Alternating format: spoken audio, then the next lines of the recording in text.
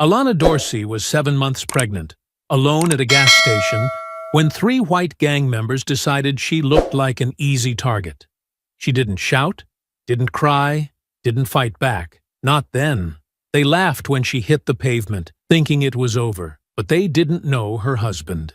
They didn't know he was a Navy SEAL, just home from deployment, or that he was watching the city from the shadows. They thought they'd sent a message. Instead, they started a war. Before we go any further, comment where in the world you are watching from and make sure to subscribe because tomorrow's story is one you don't want to miss. Late afternoon light stretched long and golden across the sun-bleached pavement of Harlan's Quick Stop, a roadside gas station sitting just off the main highway at the edge of a mostly forgotten town. The lot was quiet, the kind of stillness that made old buildings feel hollow and the silence around them feel deliberate, like the world had decided to hold its breath. A dusty blue sedan coasted slowly into the station, easing up to the third pump beneath the faded metal canopy. The engine clicked off with a tired groan, and a moment later, Alana Dorsey stepped out.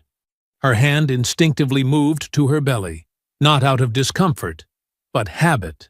7.5 months along, her center of balance had shifted, and every step now came with the deliberate grace of a woman used to moving through the world carefully, not timidly. She wore a soft cotton dress stretched over her stomach and a light denim jacket that she left open in the front. A faded band around her wrist had once been her husband's and now served as a quiet anchor, a reminder of how close she was to holding the life they had created together. The breeze was barely there, warm against her skin, carrying the faint scent of old oil, gravel, and hot asphalt. Alana pulled the nozzle from its holster, slid it into the tank, and pressed the worn buttons with steady fingers. She kept her back to the store and the figures near its entrance, not out of fear, but from a practiced awareness. She had learned long ago that sometimes silence was the most deliberate thing a person could wield. 3 men leaned against the wall just past the automatic doors, beneath the grimy store signage that had lost most of its letters over the years. Cal Brewer stood at the center, arms crossed, and one boot planted against the base of a stacked display of firewood. His arms were tanned and scarred, a jagged inked cross disappearing beneath the frayed edge of his sleeve. He wasn't loud, but he didn't have to be. Cal's presence was the kind that shifted air, quiet, watchful, and heavy with intent. To his left and right stood the Wheeler twins, Mick and Grady, nearly identical in build and dress, from their matching leather vests to the untied boots that scraped faintly against the ground as they shifted in place. They were talking just loud enough for their voices to carry, murmurs that slipped in and out of clarity. "She ain't from around here," Grady said, lifting a cigarette to his mouth with one hand while gesturing lazily with the other. "That's city skin.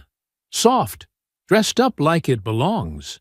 Cal didn't look at Alana directly, but the curve of his mouth hinted at something sour beneath the surface. "Bet she thinks she can just walk in. No problem. New rules, right? Everyone gets to feel safe now." Mick smirked as his gaze followed the line of Alana's back. "She looks like she's got something cooking. Maybe we should ask who the daddy is. Could be any of us if she's got the nerve to show up here like that." Grady chuckled, a dry, hollow sound. "You know the type. Thinks respect is automatic just 'cause she waddled in pregnant." Alana's face didn't flinch, not even when the pump clicked loudly to signal a full tank. She hung the nozzle back in place, closed the fuel door with a light touch, and reached into the back seat to grab her small purse. The gospel station she'd been listening to played softly inside the car, a woman's voice lifting praise between static and fading reception. She turned and began walking toward the store entrance. Cal shifted his weight slightly, catching her movement with the edge of his vision. The others straightened just a bit, not in greeting, but in challenge. The door's motion sensor had been broken for weeks and didn't respond until she was almost directly beneath the overhang. Before she could reach it, Mick took a step forward, just enough to block the path in a way that might have seemed accidental, if not for the pointed stillness that followed. "Afternoon," he said, not with politeness, but the kind of flat familiarity that scraped like gravel. "Sure is warm for someone that far along to be out running errands." Alana stopped a foot short of him. Her voice was calm, low, and measured. "I'm going inside. That's all." "Funny thing," Grady added, leaning in a little with a crooked grin.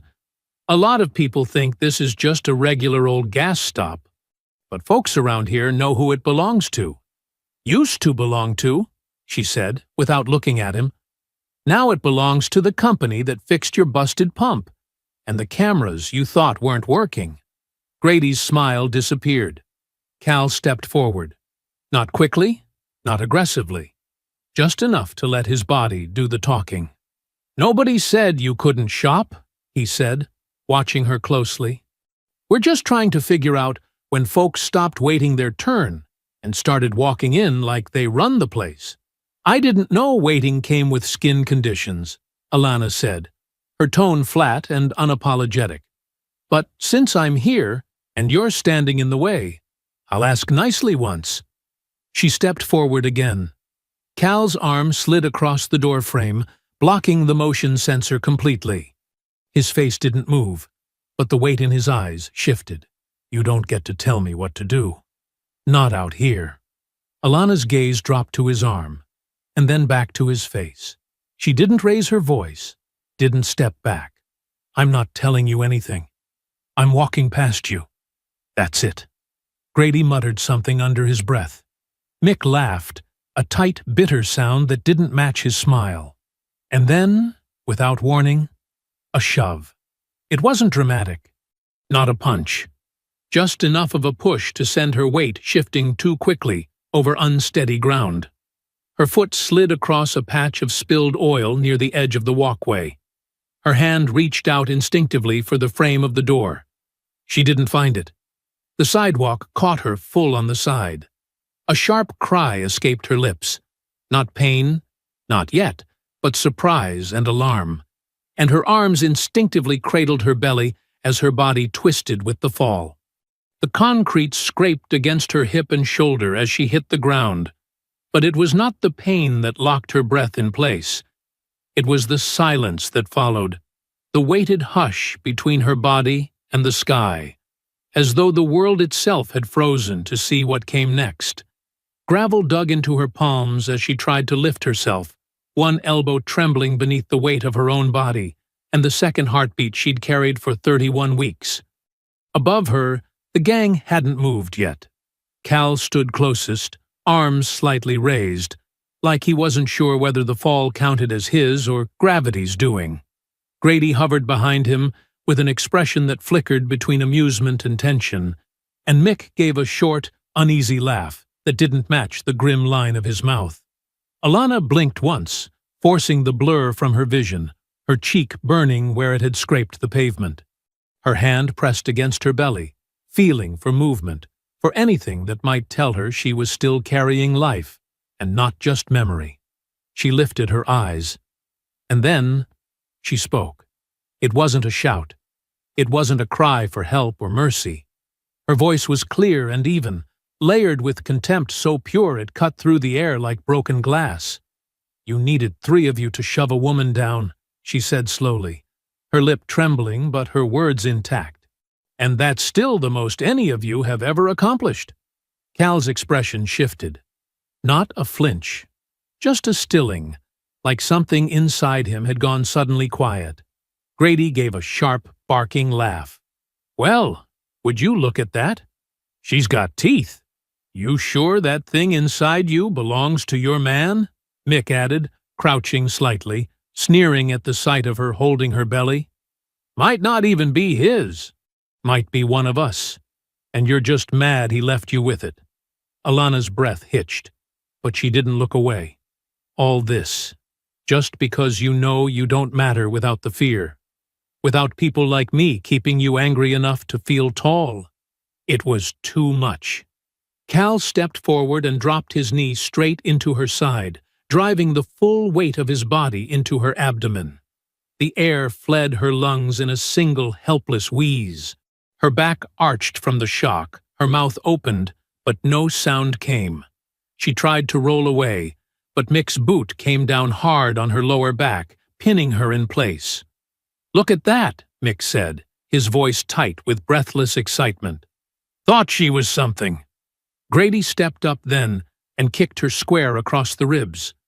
The sound was solid, final, a thud that echoed in her bones more than her ears. Her arms wrapped tighter around her stomach, trembling hands pressing down as if she could protect the child that hadn't even taken its first breath. But pain was blooming everywhere now, dull in some places, sharp in others, each jolt leaving her weaker, each second threatening to steal the last thread of consciousness. Cal leaned over her, his breath hot against her ear as he crouched. "I should crush that thing inside you," he said, his voice cold and matter-of-fact, like he was discussing a chore. "Save the world from another one of you." Her mouth opened, but no words came out. Just a strained gasp that scraped against her throat and vanished into the heat around them. Her arms, still wrapped around her belly, trembled violently as she tried to shift, to move, to make herself small enough that the pain might pass her by the next time they came in swinging. But her limbs no longer obeyed with certainty. Each breath she drew was borrowed, shallow and stuttering, like her body was already beginning to give up on itself. Cal's words still hung in the air, thick, vile, and irreversible. "I should crush that thing inside you," he'd said, as if what she carried was some threat, some offense to his sense of order, and not the last pure thing she had in this world. She wanted to respond, to strike back with something sharper than the boot print already forming across her spine. But her voice was gone now, buried somewhere beneath the thunder in her head and the fire spreading through her ribs. "I bet it's not even his," Grady said, stepping forward again, his boots scuffing against the edge of her dress. "Bet she got involved with some charity case, and now she's acting proud like it means something." "She was walking like she mattered," Mick muttered, still standing over her, his voice heavy with mockery. "But now look at her. Ain't even fighting back." Alana moved, barely. Just a slight shift of her hand, her palm dragging along the gravel until her fingertips found the thin strap of her purse. It wasn't a weapon. It wasn't a shield. But it was hers. And in that moment, having hold of anything felt like a lifeline. "Still trying?" Cal asked, almost amused. "Still think you can hold on to it?" He stood. The sun caught the metal buckle of his belt as he took 2 steps back. Not in retreat, but in preparation. There was no hesitation in his movement, no drama, no need for words. He simply drew back his leg and kicked her once more, full force, into her lower side. The sound wasn't loud. It didn't have to be. The moment it landed, her entire body curled involuntarily, folding in on itself with a sickening shudder.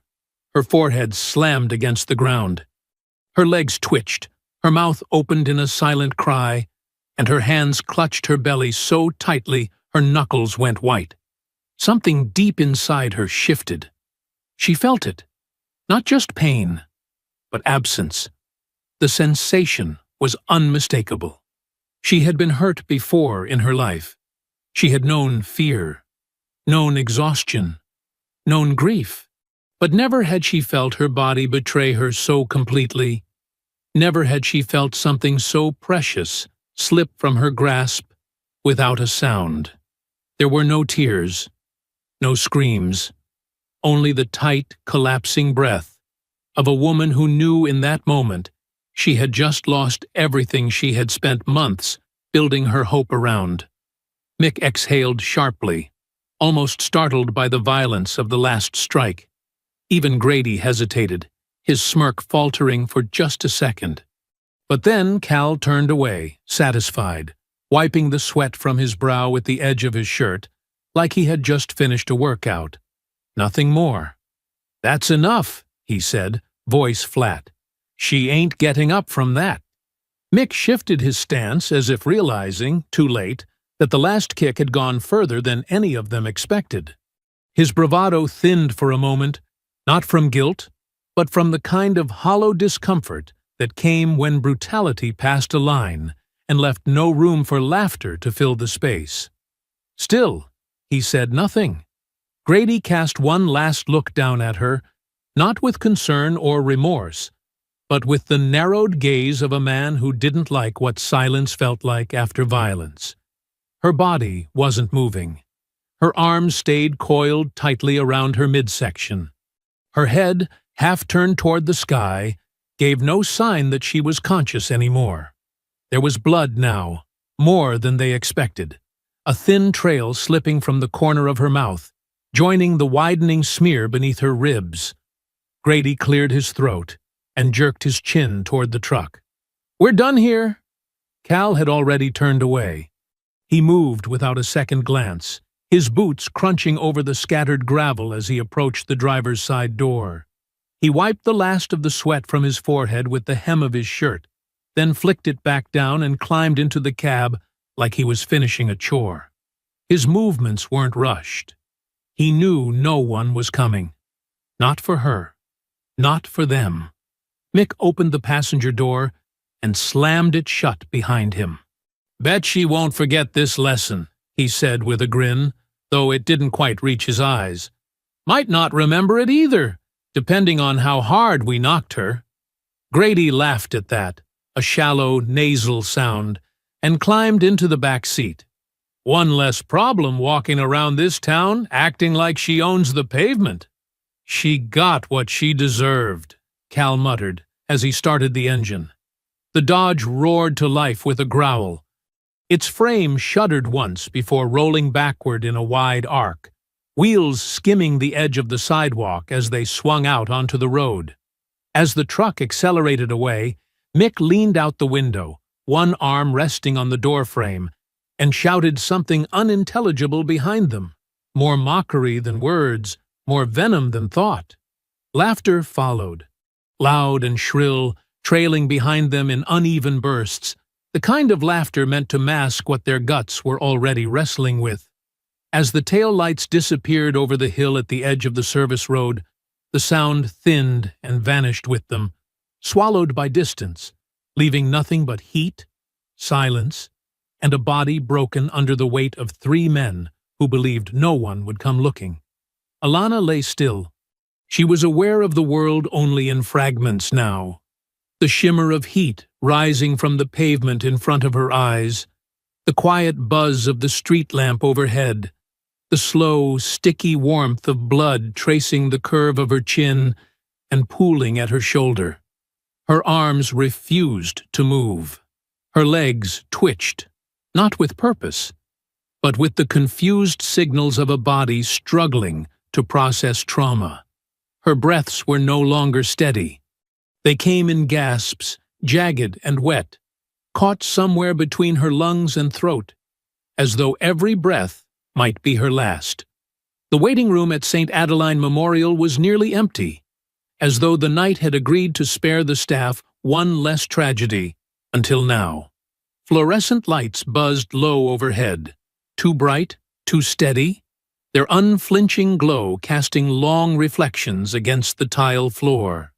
A nurse moved briskly across the corridor, her sneakers squeaking faintly with each step, while a receptionist murmured instructions into a phone that barely pierced the hush pressing against the walls. Tyrone Dorsey stood just inside the doorway of the emergency wing, his uniform still sharp from transit, his boots dusted from the base parking lot, his duffel bag forgotten in the back of a borrowed government SUV. He didn't speak. He didn't ask for directions. He didn't look lost. He simply stood there for a long, silent moment, as if some unseen signal had flickered across the air and confirmed what no words yet had. The call had come 2 hours ago. Unidentified woman, black. late pregnancy, assault victim, listed as critical. He had not asked questions. He had just driven. Now, as the nurse spotted him and moved to intercept, clipboard in hand, her voice softened before it even left her throat. "Are you Mr. Dorsey?" He nodded once. "Please come with me." The hallway was long, sterile, and silent. They passed 3 closed doors, a pair of whispering nurses, and a portable gurney pushed to the side. The door at the end of the hall stood open. A soft, rhythmic beeping came from inside. Tyrone's footsteps made no sound, but each one felt louder in the gravity of that corridor. When he stepped into the room, his chest didn't rise. He didn't take a breath. He didn't blink. Alana lay on the hospital bed, her face swollen and bruised, her lip split in 2 places, and one eye nearly closed from the impact of a strike that hadn't stopped with her falling. Her arms rested above the blanket, an IV snaking from one wrist. A small oxygen mask lay askew across her cheek, and the monitor beside her counted each fragile heartbeat with clinical indifference.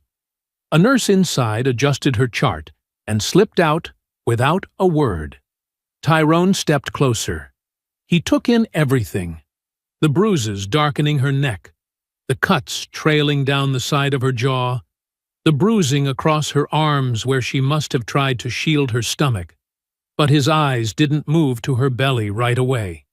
They hovered at her hand, still curled faintly inward, as if clinging to something that wasn't there anymore.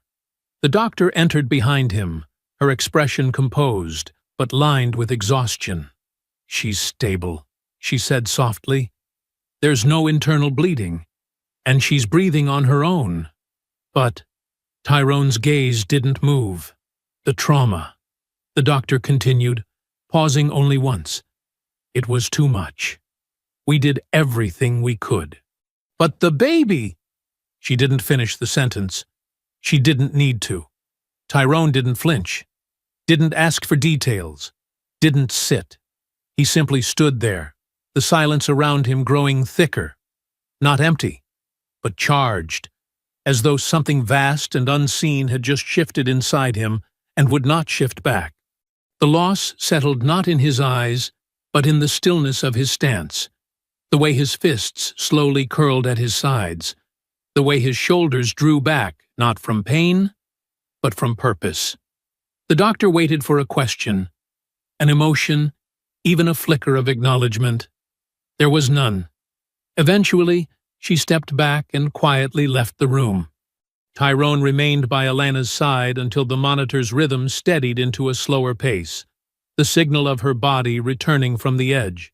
He reached down and adjusted the oxygen mask gently, not like a man tending to someone fragile, but like someone returning something to its rightful place. Then he turned and left. Outside, the air had cooled just enough to sting. The lights in the lot had that washed-out halo that only came from fatigue and grief crashing into each other. Tyrone walked past his parked vehicle, past the exit, and down the sidewalk where the glow of the hospital no longer reached. He pulled his phone from his jacket, dialed one number without looking, and raised it to his ear. It rang once, then picked up. "Tyrone?" "Kendrick," he said quietly. His voice didn't waver. "I'm ready." He ended the call without waiting for a reply. The night remained quiet, but not for long. The diner sat at the edge of a forgotten stretch of road just outside the city's center, far enough from streetlights and patrol routes to be left alone, close enough that it could watch the heartbeat of the town without being noticed. The chipped neon sign above the roof blinked unevenly, casting a soft red glow over the cracked concrete steps and faded picnic benches outside.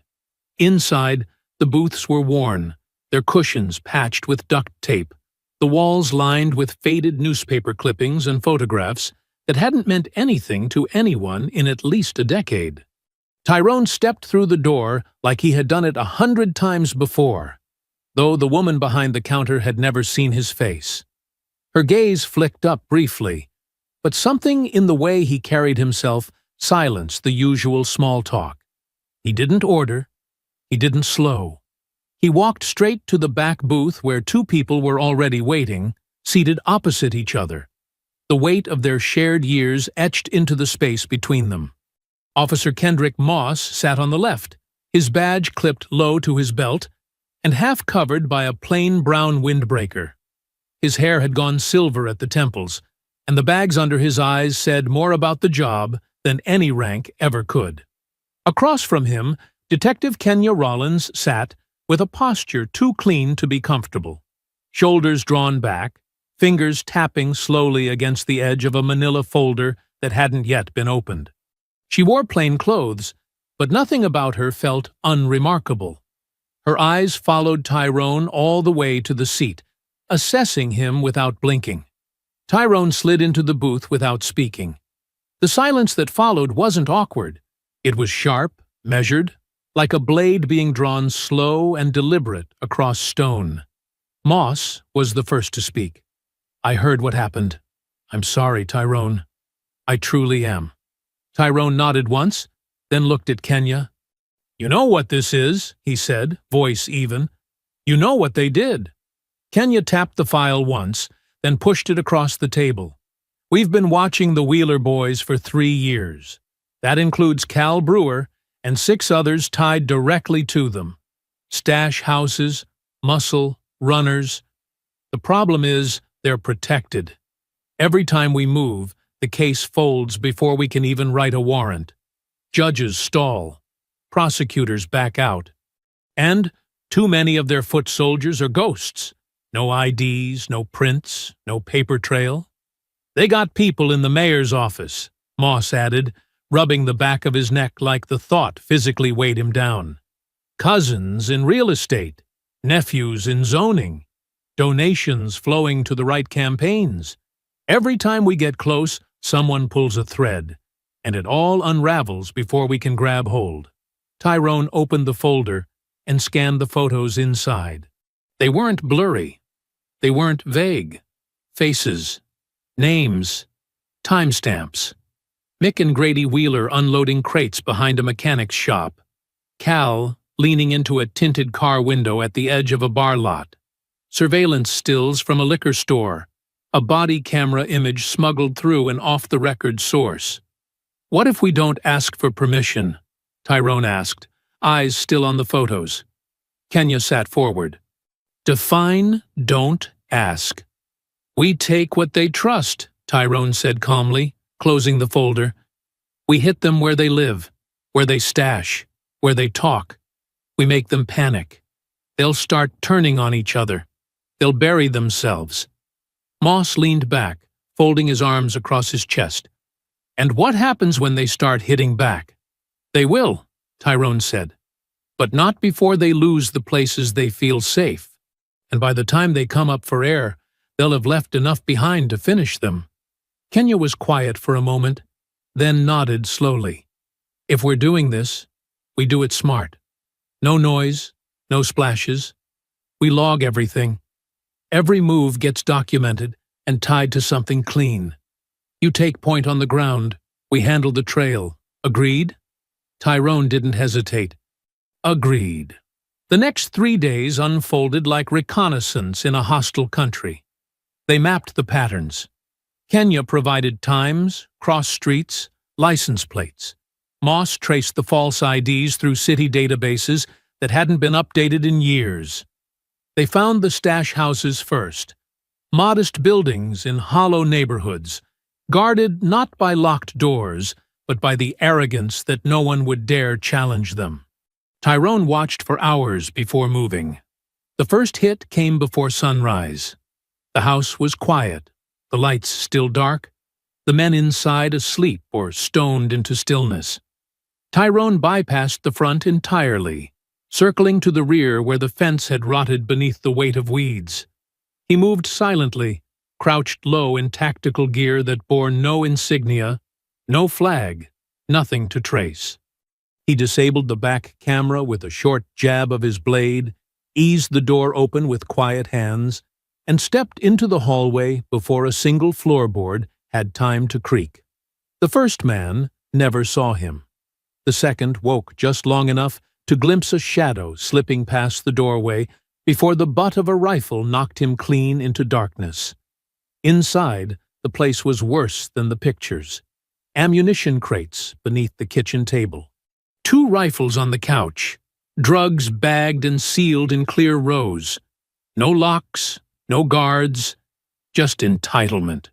Tyrone didn't touch the drugs. He didn't steal or destroy. He photographed everything. He swept the room for intel. He slipped out the front door and disappeared into the pre-dawn haze before the street even stirred. Kenya arrived an hour later with a forged tip and a warrant from a judge who didn't realize what she was signing. The sun had barely crested the rooftops when the unmarked SUV came to a stop half a block from the now-abandoned stash house. Its tires rolled slow, deliberate, not even kicking dust as they slid into place along the curb. Inside, Kenya Rollins kept her posture tight, one hand on the dash, the other clutching a clipboard that held the forged call record, carefully backdated to line up with a non-existent tip. The uniformed officers who joined her later were just props. They followed her lead, swept the perimeter, and went through the front door without resistance or urgency. The inside of the house was quiet, too clean, too vacant, like someone had left in a hurry but taken nothing with them. But the evidence had been left untouched. Rows of small bags, cash stacked tight and low behind a false panel, ammunition boxes tucked under a stained mattress. Kenya called it in as textbook. She let the city's press hear what they needed to. Drugs and firearms seized in a neighborhood no one cared about. Another small win for law enforcement. But the people who cared the most weren't in the press rooms. They were in the warehouse 10 blocks away, where Cal Brewer stood with his arms crossed, lips pressed into a line, eyes locked on the metal table in front of him, as Mick and Grady Wheeler circled like animals sniffing the edge of a snare. "They didn't take $1, Mick said, pacing back and forth. "Not a single bag, not even one of the guns." "That don't sound like a junkie hit." Grady leaned on a crate of stolen copper wire, eyes narrowed, jaw twitching. "And the cops, they show up an hour later with a perfect damn warrant. Somebody knew. Somebody tipped them." Cal didn't move. He stared at the table for a long time, unmoving, and then finally turned his head slightly toward the wall, where a corkboard sat half-filled with Polaroids and handwritten schedules, deliveries, shifts, expected drop times. It wasn't law enforcement who should have had that house mapped to the minute. It was them. "You think we got a rat?" Mick asked. Cal didn't answer right away. His silence spoke louder than agreement. The room tensed. "What about the new kid, Eli?" Grady suggested. "Started hanging around the night runs, asking too many questions." "Eli's too dumb to be the leak," Cal said flatly. Mick spat on the floor, his voice tight with frustration. "Then who?" "Because someone's feeding them clean intel, and it sure as hell ain't coming from our side." Cal turned to the board, his finger tracing a delivery route from the gas station to the chop yard, then down toward the warehouses by the docks. "We move the rest tonight. All of it. Every crate. Every pill. We go dark for a week. Anyone doesn't like it, they can take a walk." Mick frowned. "You think going quiet's gonna fix?" "I think," Cal interrupted, voice low and sharp enough to cut the air, "someone just declared war without saying a word. And I don't fight loud. I fight clean." Across the street, in a rusted-out truck parked behind an overgrown fence line, Tyrone Dorsey watched the tension unfold through a borrowed long-lens camera. He didn't need to hear the words to know exactly what was happening. The movement, the shouts, the sudden change in posture, all of it painted a picture he'd seen too many times in places halfway across the world. Fear had entered their house. Not because someone had attacked them in broad daylight, but because something had been taken that they couldn't track. Control. Routine. assurance. Those were the foundations their power was built on. The moment one piece cracked, the rest would begin to shift. He sat still, shoulders relaxed, not because he was calm, but because stillness made people disappear. From behind tinted glass, he watched Mick kick over a chair and storm out of the room. Grady followed a few minutes later, cursing into his phone. Cal remained behind, motionless again, arms crossed as he studied the board like it owed him answers. They were hunting shadows now. That's what he wanted. Tyrone turned the lens slightly, scanning the adjacent building, noting license plates, shift changes, routes in and out. He cataloged everything, not because he planned to hit them now, but because the right moment would only come once, and when it did, there would be no margin for hesitation. The air hung heavy as the city slipped into darkness, not the kind of quiet born of peace, but the stillness of a place waiting for something to snap. Somewhere beyond the warehouses and back alleys, the Wheeler crew began to fracture beneath the weight of its own secrecy. Calls were made, cars rerouted, meetings rescheduled and scrambled. Cal's orders had been sharp. Shut down operations for 72 hours, no drops, no pickups, no chatter, but paranoia had a way of making men feel trapped inside silence. Kenya moved first. She fed the city's most notorious defense attorney a sliver of information, an unsigned report about a gun found in a property tied to one of the gang's shell companies. She didn't name names. She didn't have to. The attorney, known for protecting the Wheeler crew, panicked quietly. Within hours, he reached out to an assistant district attorney with a half-offer of cooperation that would later vanish just as fast. But the damage had been done. Whispers began to curl inside courtrooms and offices, whispers that someone, somewhere, had started flipping pieces of the puzzle. Meanwhile, Moss made another kind of move, less public but equally surgical. He requested internal records on a city waste contract used to launder gang money, knowing full well it would ping on someone's desk. It didn't take long. The following day, a contact inside zoning reported that a white SUV had been parked outside Moss's home for 3 hours without moving. Tyrone, watching it all from the periphery, saw what he needed to see. They were off balance, and that's when he turned his attention back to the people who mattered. Alana had been discharged 4 days earlier. Her body had healed enough to walk, to dress, to eat in short, quiet bites that filled the room with nothing but the sound of silverware against ceramic. But her voice, once warm and full of gentle fire, had narrowed into a kind of silence that didn't retreat. It settled. She moved like someone who'd been dropped into a life that no longer recognized her, eyes lingering too long on nothing in particular, hands folding and unfolding themselves around cups of tea she never finished. Tyrone stayed close, but gave her space. He cooked when she didn't ask, watched her without pressing, and when the room went quiet, he never asked about the child. She never brought it up.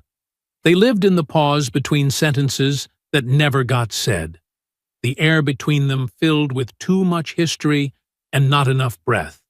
Late one evening, as the sky folded into a deep navy and the streets began to empty, Tyrone stepped out the back door and walked to the edge of the property, where a rusted pickup sat crooked behind a leaning fence. It wasn't one of theirs. It belonged to a man named Joel Trebb, low-level transport runner, barely trusted, but useful for smuggling goods between towns under the radar. Joel didn't know he was being watched. He thought parking in neutral corners kept him invisible. Tyrone approached the vehicle like he would a live wire. He crouched low, pulled a soft cloth from his jacket, and slipped under the chassis in a single smooth motion. The night carried just enough wind to hide the sound of the screwdriver as he loosened the panel beneath the cab. His fingers moved with precision, placing the tracking device deep in the undercarriage where the signal would remain strong but hidden from quick inspections. He sealed it, wiped down every bolt, then slipped out the way he came, silent, clean, and unseen. As he walked back through the alley, however, movement flickered near the dumpsters. He paused, weight shifting subtly, breath slowing. A figure stepped out from the shadow, stocky, mid-30s, wearing a black leather vest unzipped over a faded hoodie, a silver cross swinging from his neck. Tyrone recognized him instantly. Denny Lask, one of Cal's enforcers, known for his fists and little else. "You lost?" Tyrone asked, voice calm, measured, with no need to raise it. Denny grinned, cracked his neck once, and stepped forward. "Funny. I was about to ask you the same thing." Tyrone tilted his head slightly, calculating distance. There were no witnesses, no lights close enough for cameras, just the narrow alley and the quiet. "I've seen you," Denny said, circling a little now. "Snooping around places you don't belong. Someone said you showed up right before the house got hit. I must have one of those faces." Denny chuckled. "You got a mouth on you for a guy standing in the dark with nowhere to go." Tyrone didn't respond. He didn't need to. Denny lunged first. He came in fast, swinging with his right, sloppy but full of weight. Tyrone slipped the punch with a shift of his shoulders, caught Denny's wrist mid-motion, and twisted hard enough to drop him to one knee. The pop of the joint came sharp and clean. Denny howled and swung upward with his left. Tyrone blocked it with his forearm and drove his elbow into Denny's throat. Not enough to crush, just enough to silence the shout. The fight was ugly after that. Denny pushed forward, grabbing at Tyrone's shirt, trying to use bulk and momentum to slam him against the wall. Tyrone let him come, shifted at the last second, and sent Denny crashing into the dumpster. The metal echoed through the alley. A cloud of sour air burst from inside. Before Denny could turn, Tyrone hit him once in the side of the head, open-handed, but with enough force to rattle his balance, and followed with a knee to the ribs. Denny collapsed forward, coughing hard, arms trembling as they tried to find the ground. Tyrone stepped back, eyes cold, chest rising steady.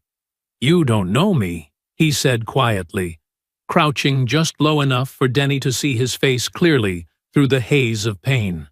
"You don't know what I've done, or who I've buried, and you don't know what you took from me. But you're going to." He stood, wiped his hands on his jeans, and disappeared into the dark as fast as he'd come. Behind him, Denny lay coughing blood into the gravel, his eyes wide with something he hadn't felt in years: fear. Not because he lost, but because whoever just broke him didn't even look angry. The retaliation came not as a warning, but as a message wrapped in fire and glass.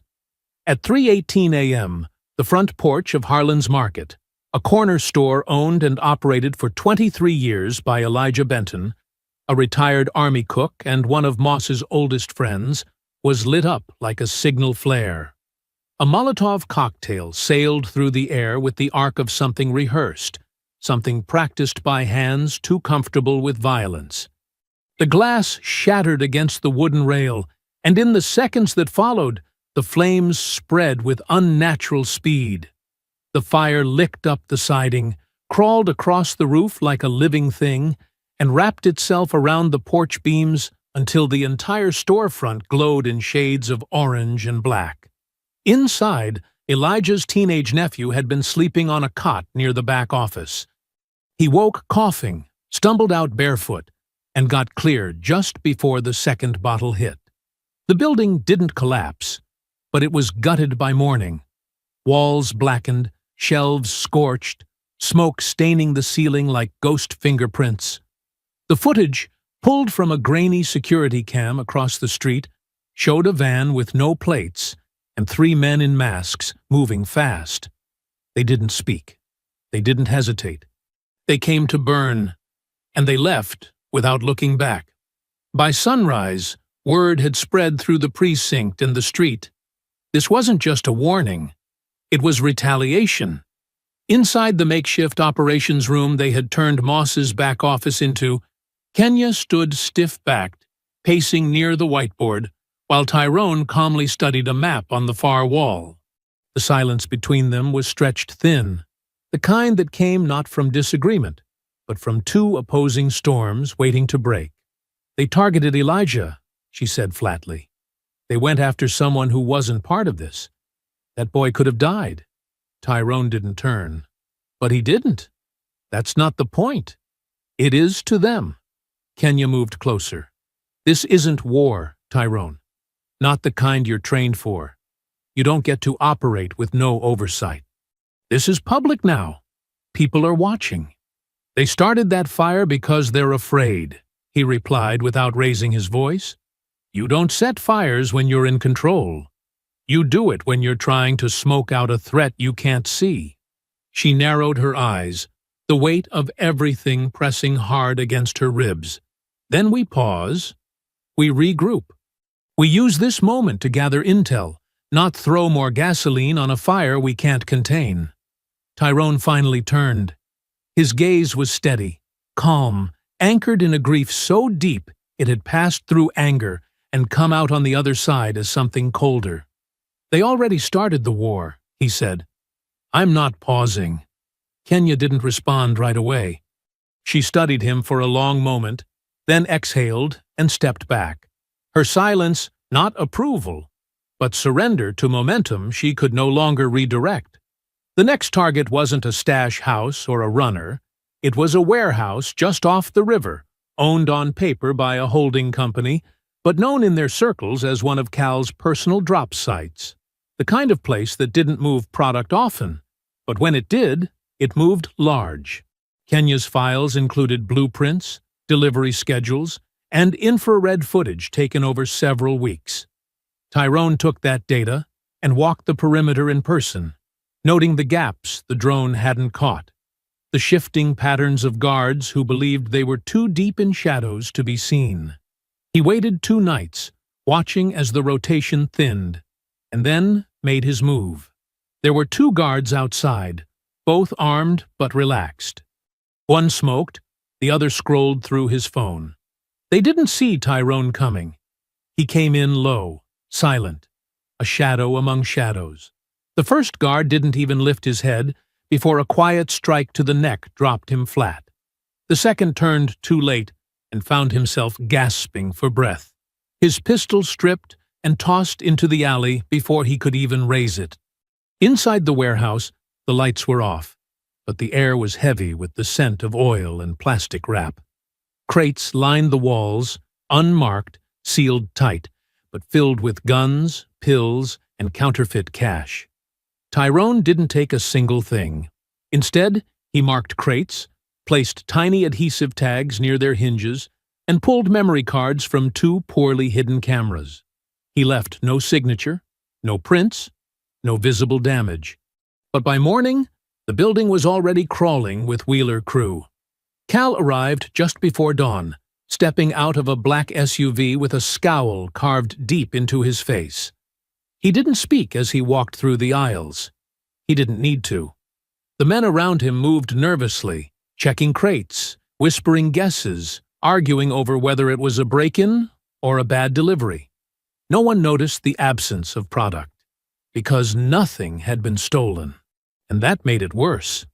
Cal stood in the middle of the floor, staring up at the catwalk that lined the top of the structure, eyes scanning the space like he could smell whoever had walked through it. He didn't bark orders. He just stared until the silence thickened into dread.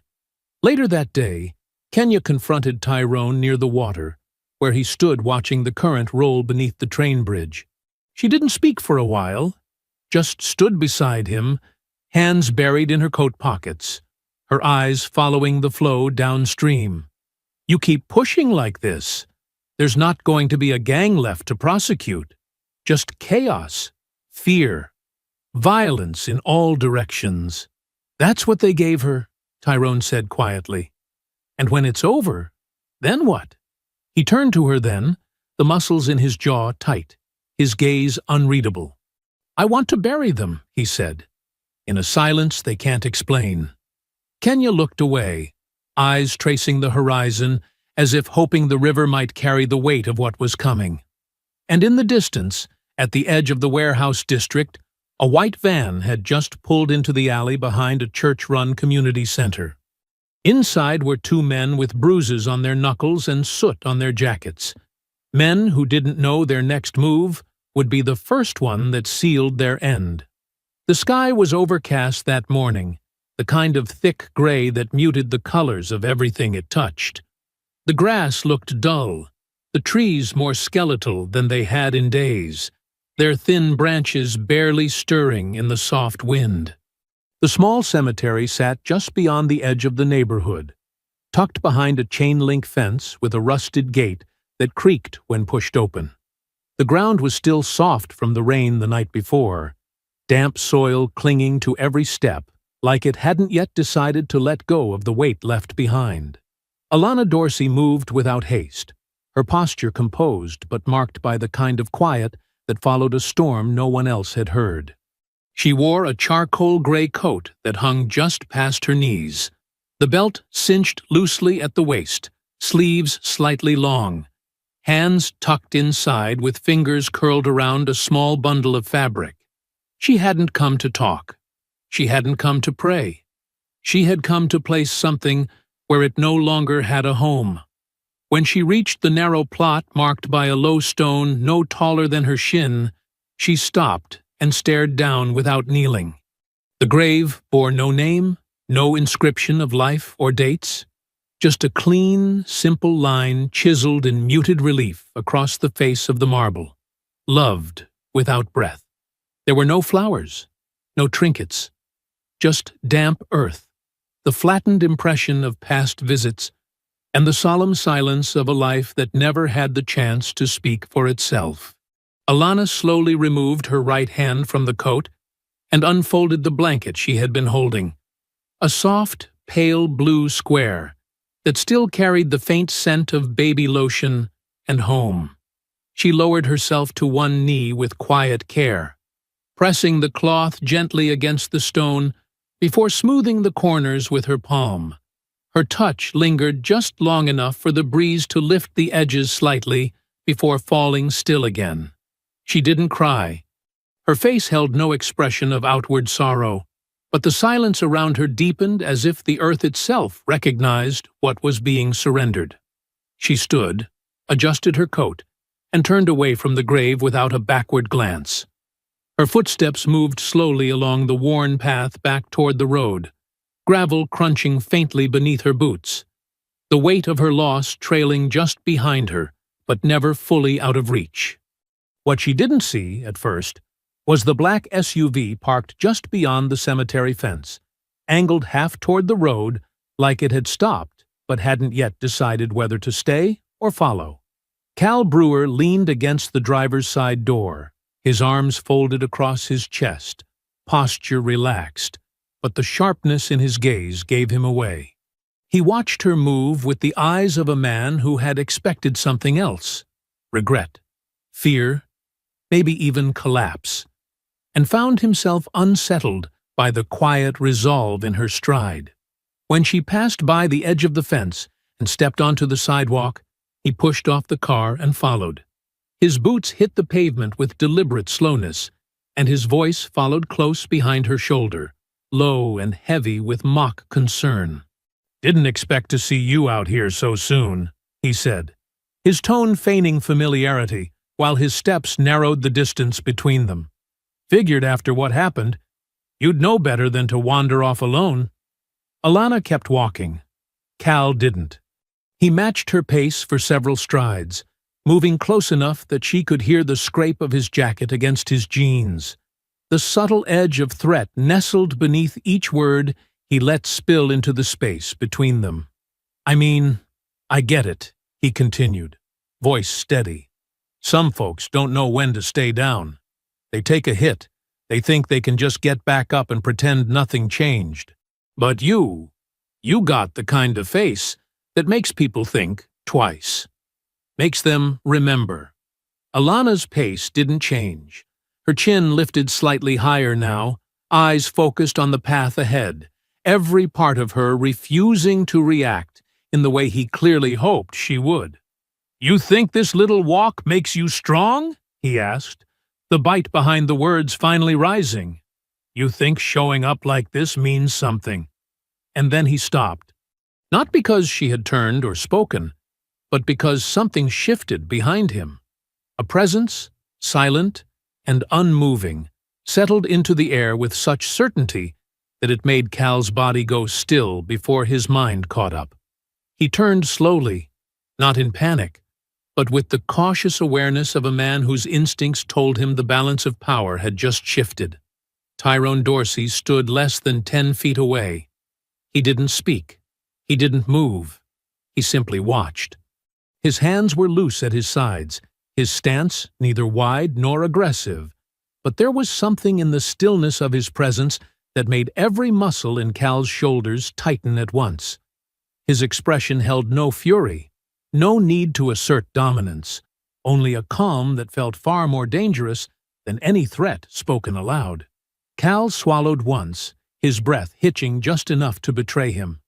The weight of Tyrone's gaze didn't waver, and though no words passed between them, the message was carved deep into the silence. This would never be allowed again. Cal backed away slowly, his boots retreating step by step toward the SUV without a sound. He didn't glance at Alana, didn't mutter anything further. His bravado had wilted in the space of a few seconds, and when he reached the vehicle, he climbed in with hands that didn't shake but moved just a little too quickly to be confident. Tyrone remained where he stood until the SUV turned the corner and vanished into the long row of trees. Only then did he step beside Alana. She didn't thank him. He didn't expect her to. They walked the rest of the way in silence, the kind that wasn't awkward or restrained, but shaped by the shared understanding of people who had both been pushed to the edge of something irreversible.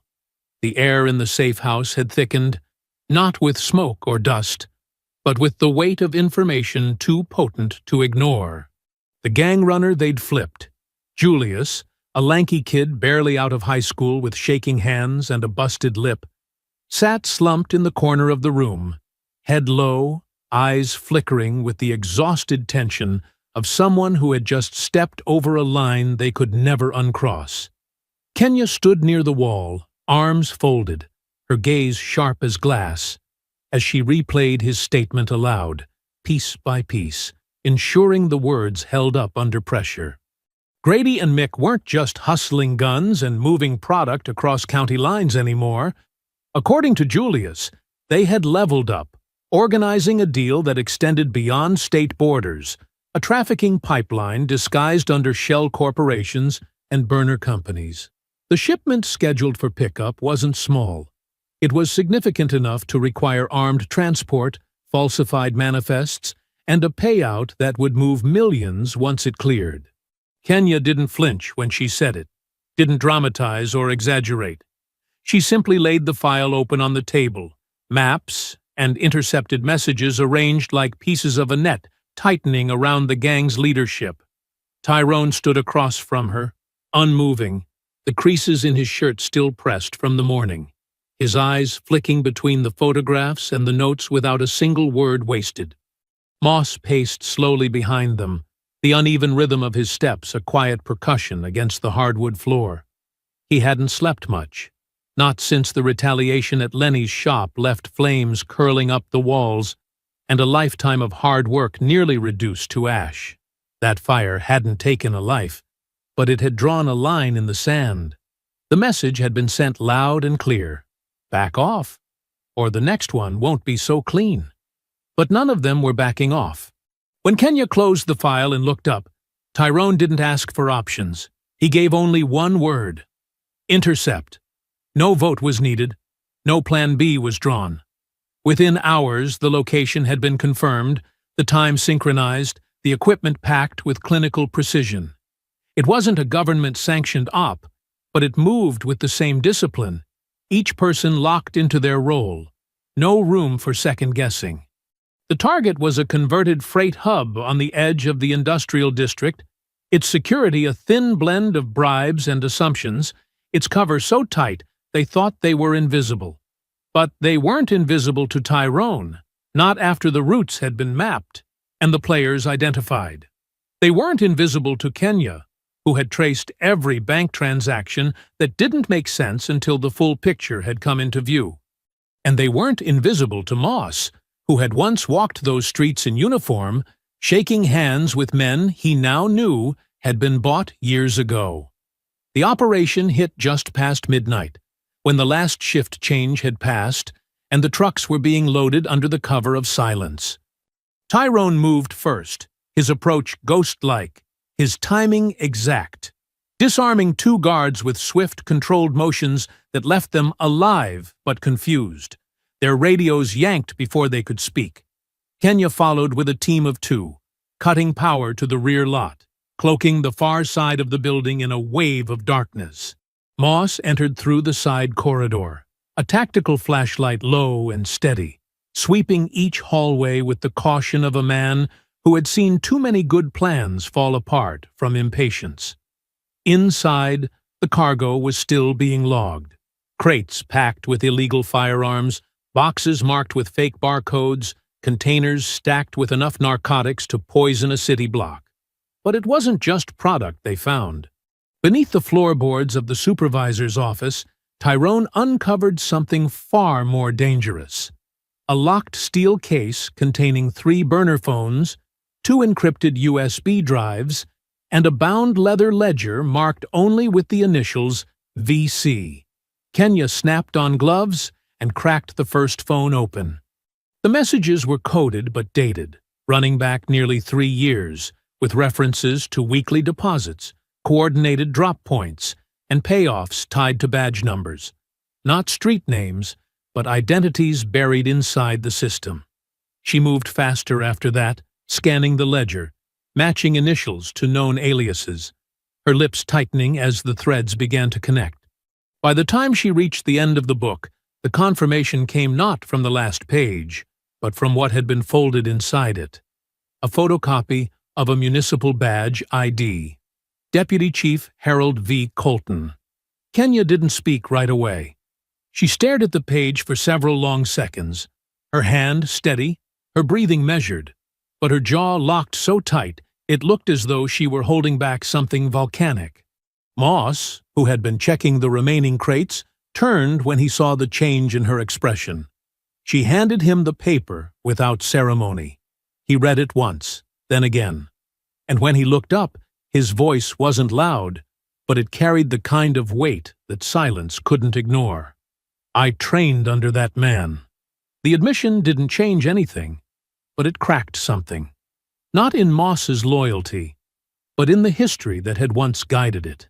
The man who had shaped his early years in uniform, who had signed off on every commendation, every suspension, every off-the-record reprimand, had been the same man laundering money through the very gang that had nearly burned their city from the inside. Tyrone looked at him without pity, without shock, but with the shared recognition of someone who had long ago stopped assuming that the uniform meant honor. He nodded once, then turned back to the room, his attention already moving toward the implications of what they'd just unearthed. This wasn't just about retaliation anymore. It was about exposure, and they were nowhere near finished. By the time dawn unfolded across the quiet lanes of the city, casting a pale gray light over storefronts still shuttered and sidewalks still slick from the mist, the balance had already begun to shift.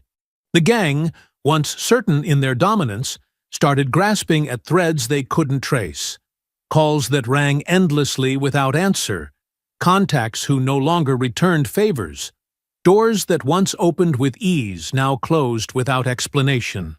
There was no single moment when control was lost, no defining blow that signaled defeat.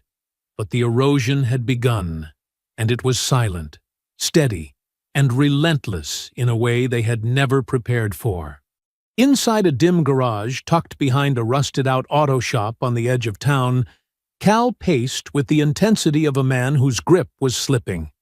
His shoulders rolled with tension, his boots scuffed dark trails into the oil-stained concrete, and his fists opened and closed at his sides like pistons searching for release. The informant they had once trusted, young, wide-eyed, overeager, was now a ghost, found face down in a dry creek bed behind Millstone. No sirens had come, no lights, no outrage. His death wasn't a message to the city. It was a message to them. And it had failed. Mick sat in the corner of the room, head low over his phone, fingers twitching with unease as he sent message after message to law enforcement allies, street-level connections, and old favors that no longer responded the way they once had. The usual phrases, coded but familiar, had lost their power. Now the language was overt, blunt, panicked, as if dressing desperation in subtlety was no longer worth the time. Every reply came slower, some not at all. And none of them brought reassurance. What Mick couldn't have known, what none of them yet understood, was that every single word being spoken was captured. The phones were no longer theirs. The lines they thought secure had long been compromised. Kenya had laced the data stream days earlier, rerouting signals through untraceable ghost nodes, every incoming and outgoing ping feeding into her encrypted vault like a river collecting silt. She had learned to read their rhythms like a heartbeat. When they were most anxious, when the threats came too quickly, when silence screamed louder than words. This wasn't surveillance. It was orchestration. And the real symphony began with Grady. He had been assigned a simple task: pressure a councilman known to speak a little too freely on late-night radio shows, the kind who believed his title gave him just enough armor to nudge at the gang's influence without consequence. Grady arrived sloppy, high on overconfidence, not knowing that the storage unit next to that office had been wired wall-to-wall just 2 nights earlier by Moss and Tyrone. The two men hadn't spoken much as they calibrated the receivers and set the recorders, their movements efficient, practiced, and without hesitation. They didn't need to talk. They already understood what would happen. When Grady stepped into the building and started mouthing off, rattling off council names, using phrases like vote insurance and monthly fee, they caught it all. Every sneer, every thinly veiled threat, every chuckle laced with contempt. He had no idea he was laying his own grave in real time. The recording didn't go to the authorities. It went somewhere better. Kenya uploaded the trimmed, enhanced file to a temporary cloud server, stripped metadata, anonymized the source, and sent it to a local journalist with a reputation for exposing corruption and a long-standing grudge against the city's failure to protect its black residents. The journalist didn't hesitate.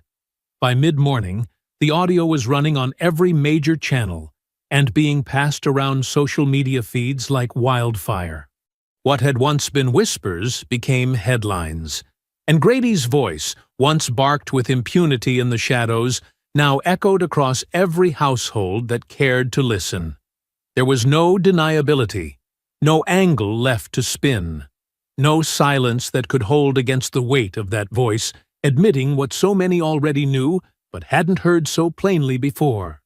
By the time the first wave of media descended on City Hall, the mayor's office had already issued a carefully worded non-statement. But the damage wasn't political, it was personal. And the most powerful blow hadn't even landed yet. The next city council meeting, normally sleepy and procedural, was packed shoulder to shoulder with reporters, concerned citizens, activists, and quiet, watchful figures from agencies who had stayed uninvolved until now. The room buzzed not with shouting, but with that expectant stillness. The kind of hush before a verdict, before a storm. That was when Alana entered, her steps slow but unwavering, her face calm, not blank, just composed in a way that demanded the room meet her on her terms. She wore navy, deep, unyielding, standing beside Tyrone without touching him, but never drifting from his side. She didn't address the room. She didn't need to. Her presence alone, bruises faded but not forgotten, said everything that needed to be said. Across the room, Cal saw her. The moment his eyes found her, something shifted. Not visibly, not to anyone else, but Tyrone caught it. The flicker of recognition, of discomfort. The kind of dread that creeps in when the thing you thought was gone stands in front of you again. Unbroken. Alana didn't lower her gaze. She didn't soften. She didn't flinch when murmurs rippled through the crowd, or when phones rose to capture her face. She just stood. Cal hesitated, his bravado thinning under the weight of a silence he couldn't command. He looked away first, jaw tight, shoulders braced, but unwilling to confront what she represented. The ghost of what they tried to erase. The living proof of their failure. Tyrone didn't speak. He didn't move. But in the brief glance Cal gave him before turning away, there was no mistaking what passed between them. It wasn't anger. It wasn't threat. It was inevitability.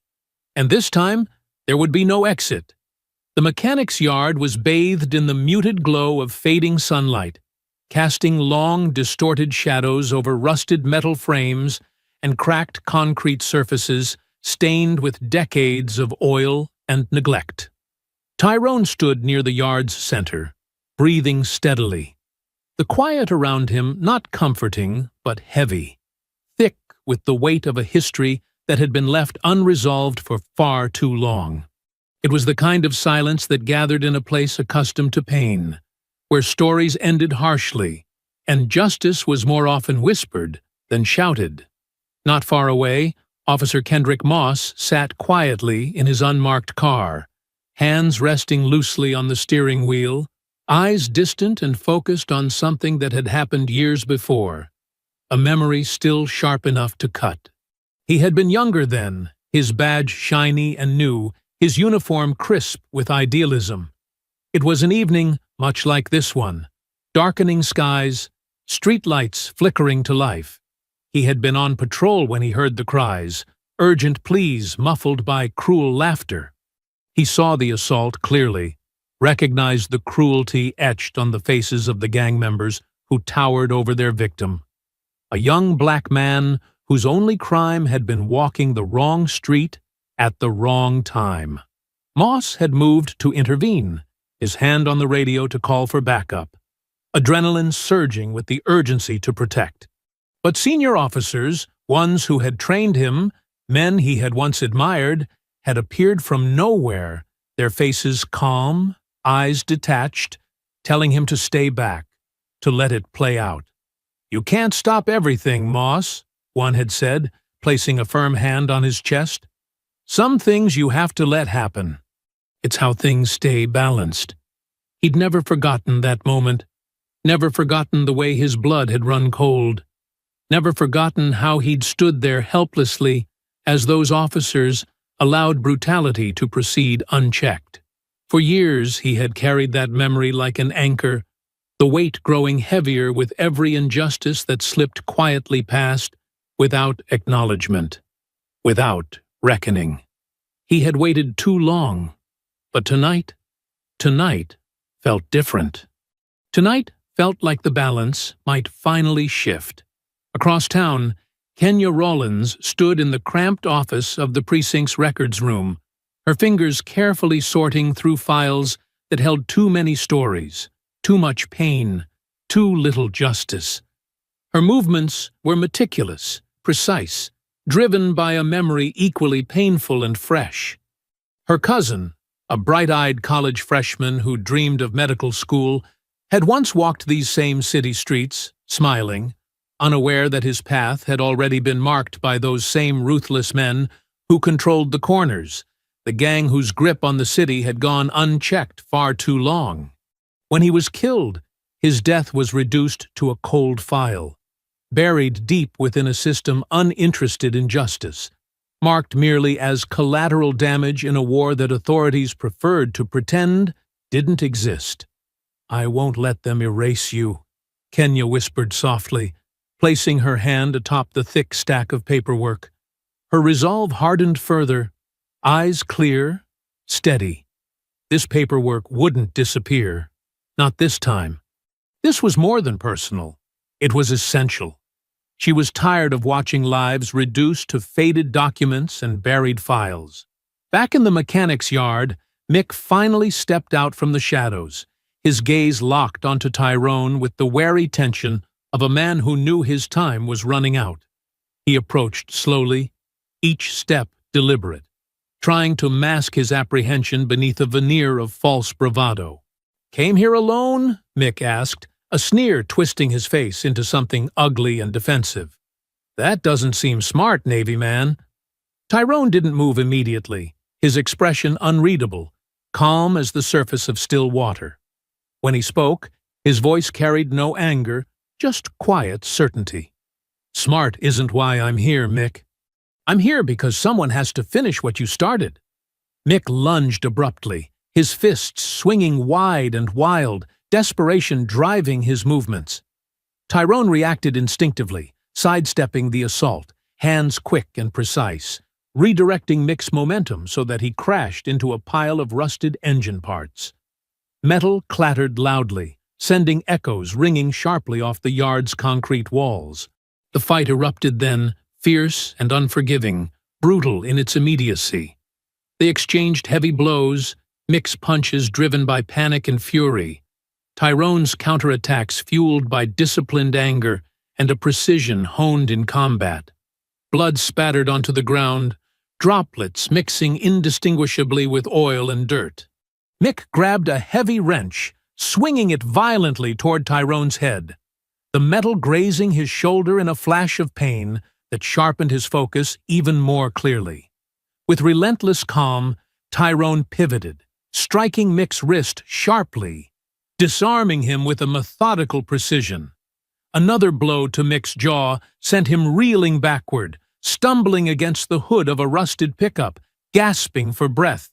Tyrone moved in swiftly, gripping the collar of Mick's jacket, forcing him to face the consequences that waited just beyond this moment. "You can't outrun what you did, Mick," Tyrone growled, his voice even, relentless.